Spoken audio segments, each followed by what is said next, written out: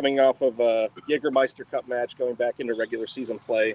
What are some things, 1-1 draw against a team that is in first place in the regular season in Greenville, in a game that probably the kickers felt a little hard done not to take away 3 points in. What were the positives that you can take from that going into One Knoxville?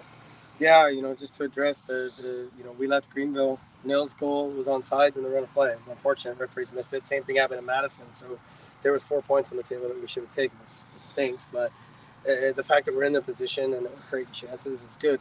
The resilience to go away on that field and get something out of it was really good. We got to carry it into tomorrow. And then it was a really stout defensive performance for the team overall, especially against Greenville, who so far this season have proven that they can score goals to keep them out of the net for 89 minutes. What are some takeaways from that, the resolve of the team, and something that you could build upon going into tomorrow's match? Let's keep doing what we're doing. The injury bug hit us a little early this year, but we're starting to get competition spots. Ryan Shello and Pablo Hara are fighting even at the goalkeeper spot. So, Ryan's had a good week, playing well in Greenville. We're starting to get that in other positions. Some other guys are getting healthy. So, we just got to continue doing what we're doing, and once we're fully healthy, we're going to be a force to be reckoned with. How are you health-wise? What are some of the updates on some of the guys? Man, every time I say we're close, a bunch of people kill me. So here's what I'll say to you. You will see a couple of names on the 18 tomorrow that you haven't seen in a little while, which is really good. But we're still banged up. Emiliano Terzaghi still isn't fully healthy. And the good part is they found something, they fixed that something, and he's got a timeline. So it won't be this week, but it's getting closer and closer. So that's an important piece of our puzzle. The defenders are getting healthy, so we're starting to get some guys back. It's probably impossible to work on consistency when you have all these unknowns. But are you encouraged by what you are seeing on that front with guys that maybe are playing a little bit more than they might have expected to a month ago?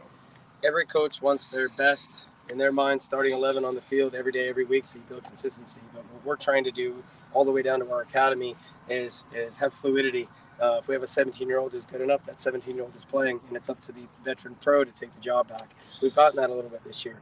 We just got to get it in more positions. So, we want all of our guys healthy, but we're really pleased with how some guys have stepped up. I know you're familiar with Knoxville as a franchise. What about this year's specific team that gets your attention? Yeah, they're another team that spends money. They have some USL Championship guys that have come in there. They're good players. They're a good team. There's no question. They're the most physical team. They fouled the most last year, so I expect them to come out and kick us all over the park. But, they can play soccer too, and they have some threats. How much do you remind and you probably don't have to, but you guys have a long season. It's like baseball. You don't play as much, but how much do you remind them, focus, we're getting better. This is a long season, and everything we have is all still way in front of us. This started a long time ago. We had a 3-year plan to win something, and we did it. Then we had to say, how do we make this sustainable? So we're building up an academy, developing local players. This is a long-term project, 3 to 5 years before you really see the fruition. Do we want to win now? Absolutely. We keep reminding that of people. But we know that we're not going to change the way we play because eventually it will come to fruition where we're a complete package. So the guys know that. We're sticking with it. Last week you guys played a Jägermeister game. This week you go back to league competition. How is there a mentality shift in between the two games? Like how you have to approach the two with PKs in the League Cup versus just the draw? Well, first, they're all competitors, so they want to win every time they're playing checkers or walking down a mall. So that part's not an issue. How you approach it with squad rotation or in regards to what's available, who you're playing, those are really the only things that we do. Last week we went in trying to win the game the same as we do a league game, and we got something out of it, so we'll do the same tomorrow. And I know you guys have been limited by injuries and whatnot, and inconsistencies of that, but just how impressed were you with the guys' performance going to Greenville, one of the highest scoring teams in League One, and a team that has given other teams the league troubles? Yeah, the one thing about League One, that every game matters. Every game is a final. Like people will talk about, oh yeah, there's up games and down games. There's no down game in our league. So I'm proud of the guys because Greenville's been pretty successful at the front of the year. But why not be our turn? And talking about the Baby Roos, we've seen, of course, Griffin Garnett and Nick Simmons. We haven't seen much of Becca Howe and Landon.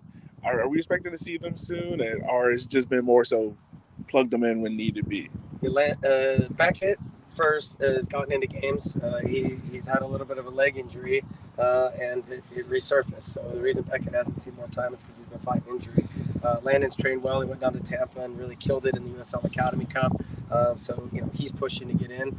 His time's coming. He's just got to knock guys out of the lineup. And lastly, we've seen the attacking side of this team really coming to fruition the last few weeks after starting the season slow on that front. Can you just talk about how much Neil is a creator for that side and just creating the chances for guys to get onto? Yeah, Neil's a special player for sure, but he needs guys around him to do the work. Chandler O'Dwyer and Justin Sukor are both veteran pros now who understand what they need to do around Neil to help him take some pressure off of him. And Ryan Sirikowski is finding his form. You got Arthur Boswell and Nick Simmons coming into games and helping us also. So if all those guys have an understanding of what Neil needs them to do, he can help them be better. And lastly, you have two former kickers returning in Jalen Chrysler and Stewie Ritchie. How are you looking to, attack their defense in terms? Yeah, we know Jalen. I've been coaching Jalen since he was a teenager. He chased the money and he's in Knoxville. I'm happy for him. But, Stuart Ritchie, we helped him move into Columbus and get a chance in MLS. It didn't work out. So he came down and he's taking care of himself financially also. So we like those guys. They're our friends. But on game day, there are no friends. And this last question, is there any shift in your preparation for this game versus being a Saturday game? Yeah, it just takes one day out of the microcycle. People think that we just come out here and roll a soccer ball out and everybody plays soccer, but we try to work the science as much as we can. We take some volume off the guys and we concentrate on the things that we know because we have one less day. Thank you so much. What's that, guys? Yep. Excellent. Appreciate y'all. You know what?